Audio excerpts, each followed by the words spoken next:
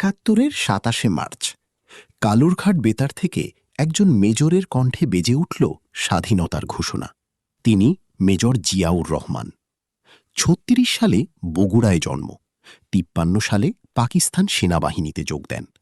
৬৫-র যুদ্ধে খেমকারানে সাহসিকতা দেখান। এরপর ৭১।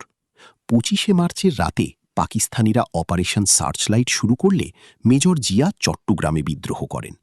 ২৬শে মার্চ ভোরে নিজের বাহিনী নিয়ে রাস্তায় নামেন। ২৭শে মার্চ বঙ্গবন্ধুর পক্ষে স্বাধীনতার ঘোষণা পাঠ করেন তিনি। যুদ্ধের মাঠে তিনি গঠন করেন বিখ্যাত জেড ফোর্স। ১ নম্বর সেক্টরের কমান্ডার হিসেবে চট্টগ্রাম ও পাহাড়ি এলাকায় যুদ্ধ করেন। স্বাধীনতার পর পান বীর উত্তম খেতাব। ৭৫-এর ৭ই নভেম্বরের পর তিনি রাষ্ট্র ক্ষমতায় আসেন। ৭৭ সালে হন রাষ্ট্রপতি। ১৯ দফা দেন, খাল খনন শুরু করেন, সবুজ বিপ্লব আনেন। সার্ক গঠনের প্রস্তাবও তাঁর। ৮১ সালের ৩০শে মে চট্টগ্রাম সার্কিট হাউসে তিনি নিহত হন। সেক্টর কমান্ডার থেকে রাষ্ট্রপতি জিয়াউর রহমান বাংলাদেশের ইতিহাসের এক বড় নাম। আপনার মতে তার সবচেয়ে বড় অবদান কোনটি?